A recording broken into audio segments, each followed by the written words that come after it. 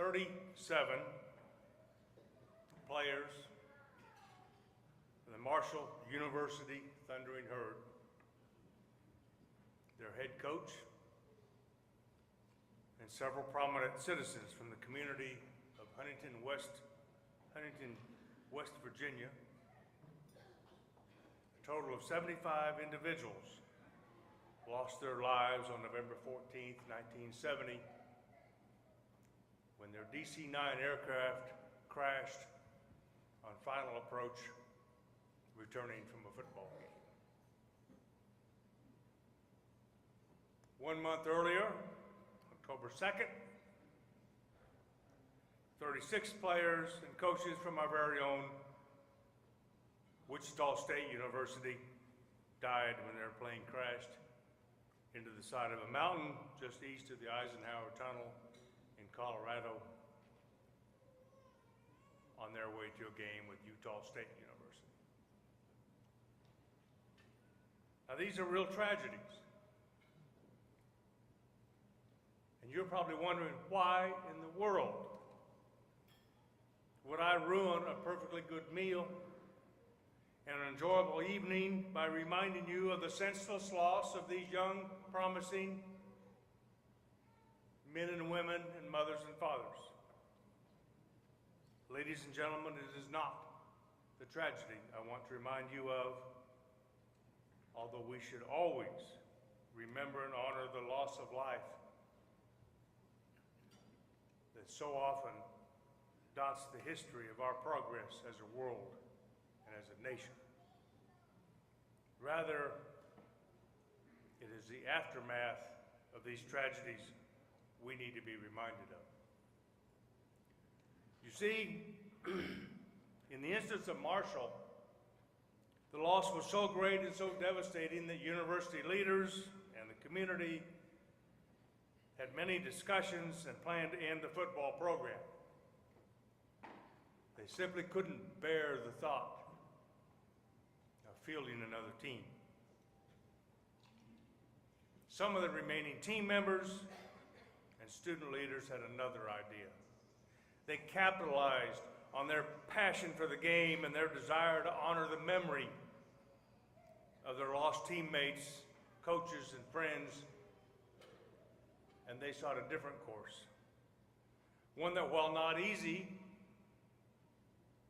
would lead to a unified community, a long-term rebuilding effort for the football program, and one of the greatest comeback stories in the history of college football. You see, the folks at Wichita State and Marshall could have focused on the loss. They could have focused on the negative. They could have locked down and lived in that grief. They chose not to. Ladies and gentlemen, that is true for us as well. We are at a crossroads as a nation.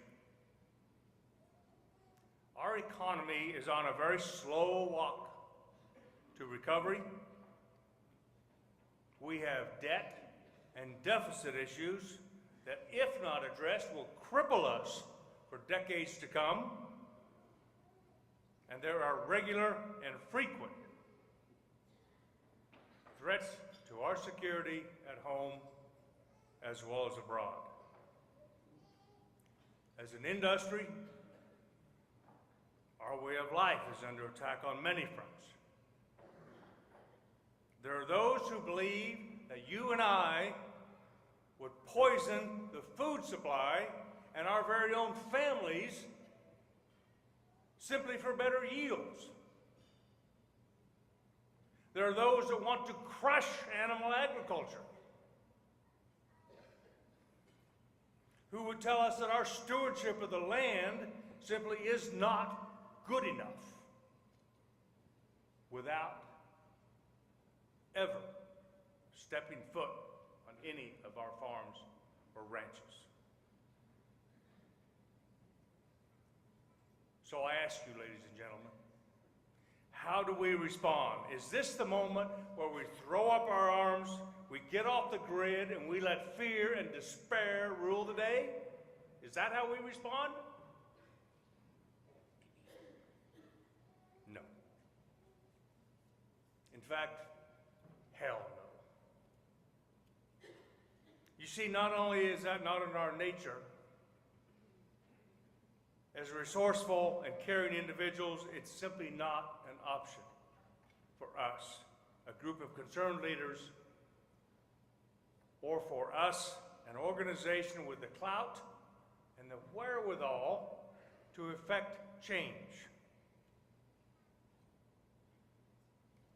You see, we are here at the 95th annual gathering of our membership because we understand that together we are stronger. We know that 40,000 voices are stronger than one. That together we can impact the future and change the course of this state, our nation, and our world. But you have to realize this farm organization does not run on its own. It takes leaders like you to make this grassroots organization work. It takes leaders who serve on committees and boards, both inside and outside of Farm Bureau. And of course, it takes the efforts of a dedicated and devoted Kansas Farm Bureau State Board of Directors. I've come to the conclusion that the loudest and most significant threat to our way of life, and many of you have heard me say this, is a result of the work of 2 to 3% of the American population who just simply, fundamentally disagree with everything you and I do for a living. We know who they are. Humane Society of the U.S., PETA, Sierra Club. They would rather see you and me out of business than growing crops and caring for livestock. In fact, the stated goal of HSUS is the total elimination of all animal agriculture in the United States of America. Let's not forget the folks at the Environmental Working Group who seem to equate crop insurance and foreign market development programs in the Farm Bill with welfare and food stamps and deem all of them really bad ideas. Then there's the global warming or climate change crowd, which currently has the ear of the EPA, resulting in hundreds of regulations, most of which will make farming and ranching incredibly more difficult and more expensive. And while we're speaking of the EPA, they seem to think that you and I have no idea about efficient use of nutrients, and they're ready to step in and help us every single day. Even our friends, ladies and gentlemen, in the Tea Party at times confuse the need for safe, affordable, and abundant food produced right here at home to ensure that our nation never faces a food security problem with their desire to cut and cut and cut some more. And the most disturbing part is when you talk to our members of Congress and they tell us that when there's an issue that comes up that's important to agriculture, that's important to our way of life, and they hear from 20, 30, 40 of our members about that issue, but they hear from 300 to 400 to 500 on the other side. Ladies and gentlemen, we didn't used to be that way. We have a history of being involved. And if we do not want expanded regulations on our farms and ranches, it's important that we get back involved. Every single one of these groups that I've mentioned, as well as a lot of others, represent a very significant threat to our way of life.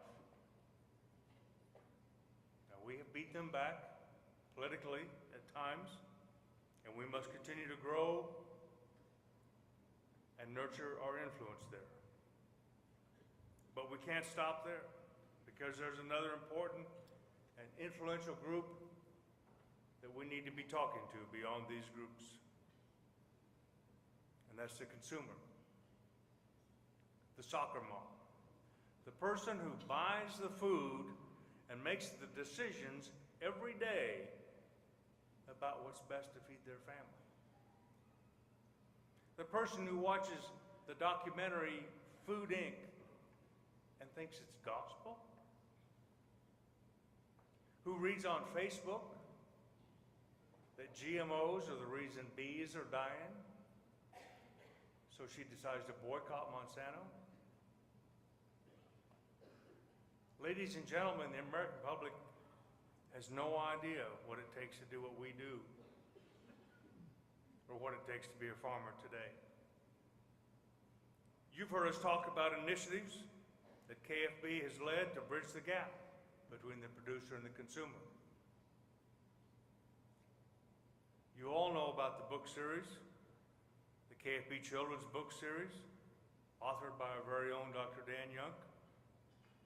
And I would update Senator Roberts' stats. We now have over 35,000 of those books out. They are in many U.S. states, and they are in several foreign countries. Incredibly successful effort. And it is not going away. We're continuing to produce books. KFB Women's Leadership Committee is working with other groups on new consumer-focused foodie events, like one called Zest and Zing that's going to happen next spring in Kansas City.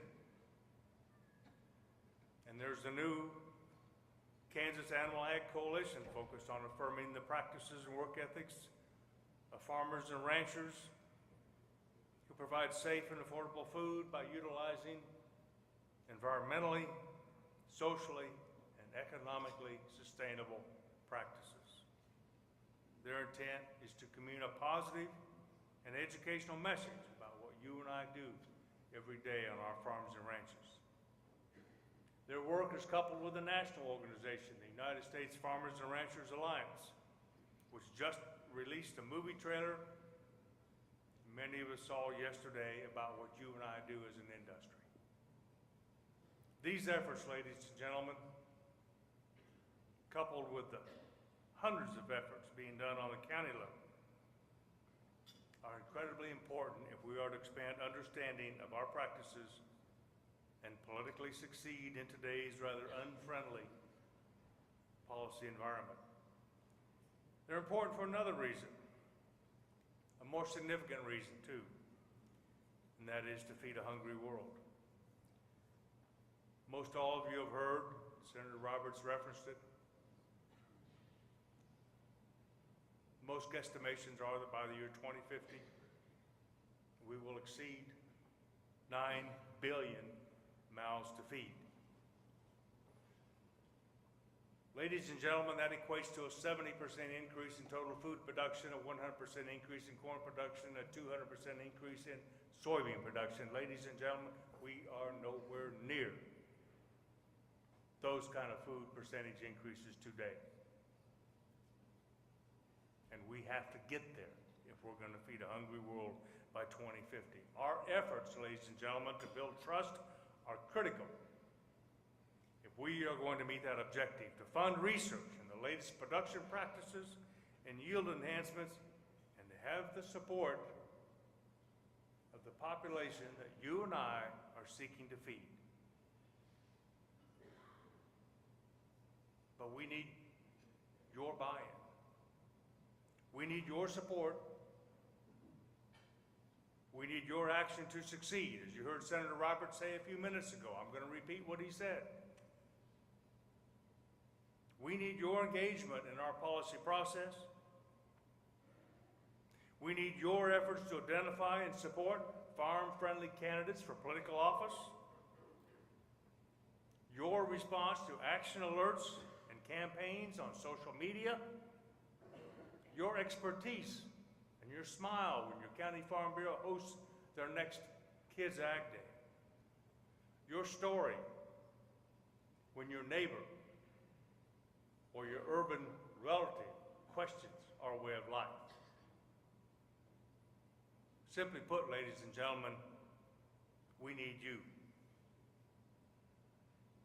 Throughout this meeting, you've seen short and pointed video clips of your fellow members expressing their opinions about what makes them Farm Bureau proud.